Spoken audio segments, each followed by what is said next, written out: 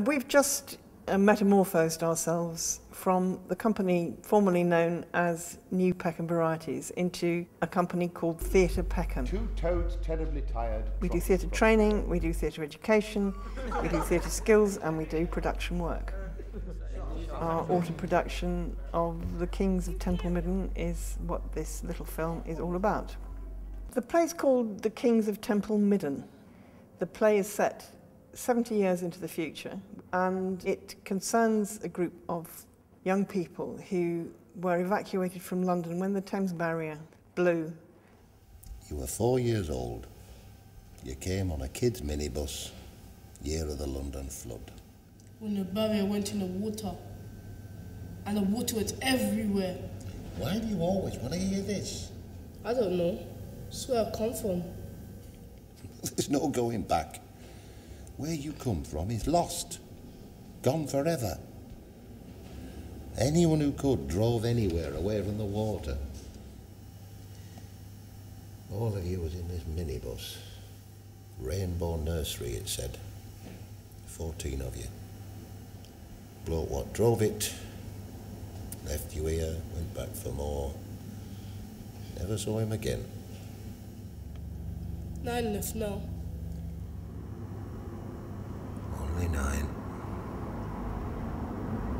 The play is fantastical, yeah, but I don't think it is for the younger kids because certain aspects of the play are really scary, like the mood portrayed by the actors and stuff, like when Willum gets hit. Like it's showing about the hierarchy of who's at the top, who's at the bottom, like gangs forming, and it's kind of like going back on slavery, and I think it's kind of just touching on quite a few different subjects.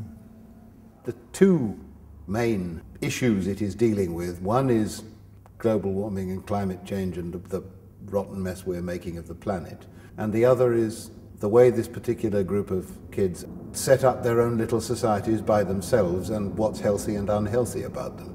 What'd you do with the birds? Buried them. The feathers were lovely. We kept some. They're wasted now. They're not ours. They were part of the birds. I know. Weasel must have shot them. I never thought to see them real birds, and now they're dead. Those boys disgust me.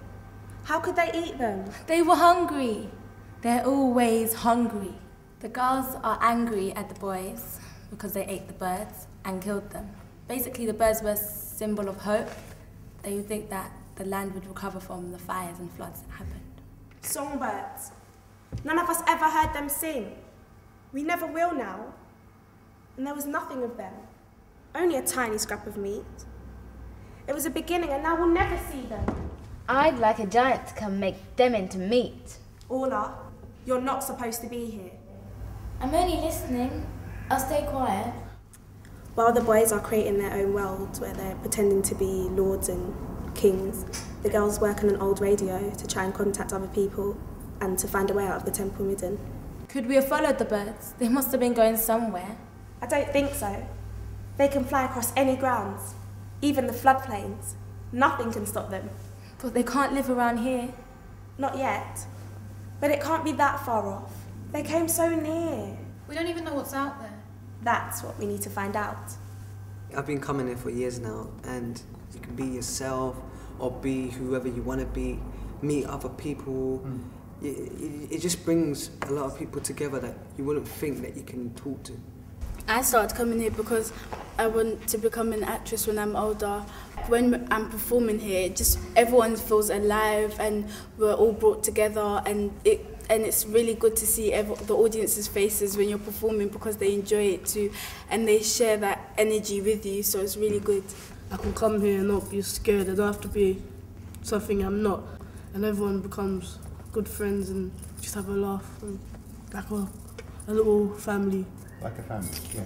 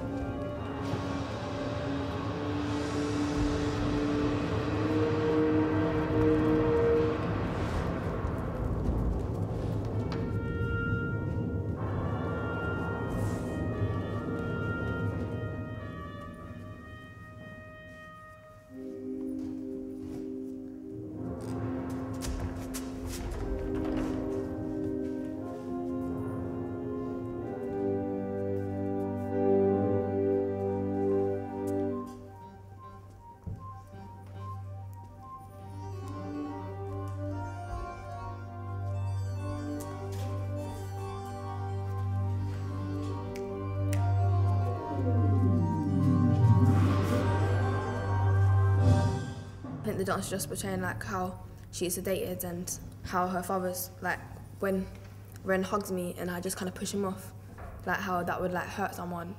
Like if like your daughter did that to you, it's kind of him understanding that no, it's not really actually her doing it. It's because she's sedated and she's not really in her own mind frame.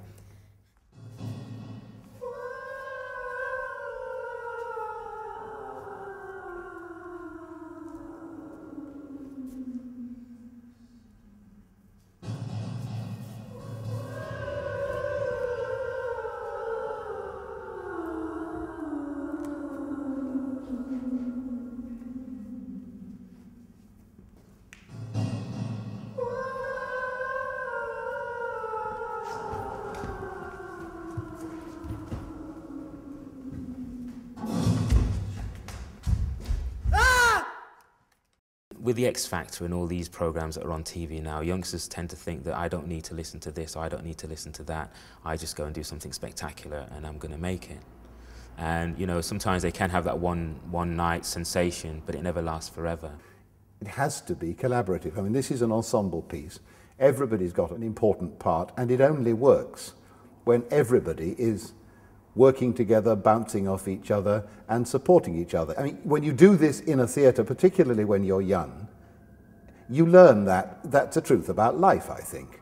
It's a girl, but what happened to her? Is she asleep? And her face? What is that on her face? Yeah, that thing on her face. What have you brought us, Weasel? She isn't dead, is she? I told you, she's not dead. She's sleeping. From my clever little dart.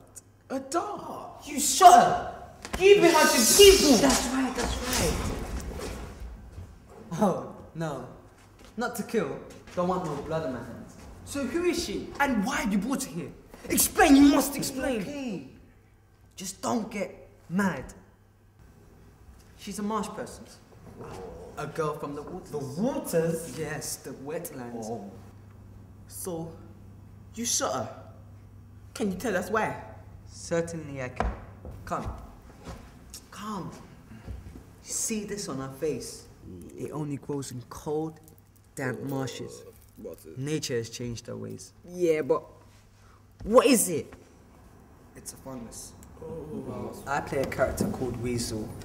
He's a poacher, or you can say a wild countryman. He brings animals and birds to the boys to exchange for their bling, their gold that they have. They got the gold off their parents from after the flood of London, and so I take opportunities and con them. It fetches a very, very high price. The fungus? Why? What can I do? Touch it and see. Touch it? Well, go on. We have to know. Yep. Ever seen a man look scared? I'm not afraid of it. Of her. What can it do to me? Oh, try and see. Just try and see. All right, I will.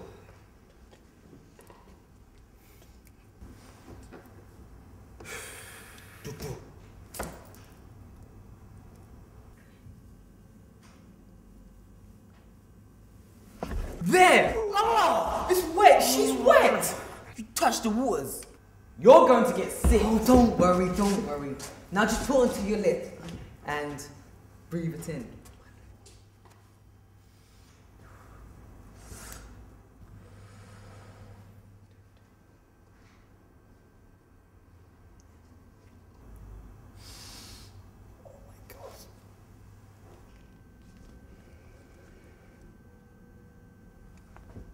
Wow, it's fantastic.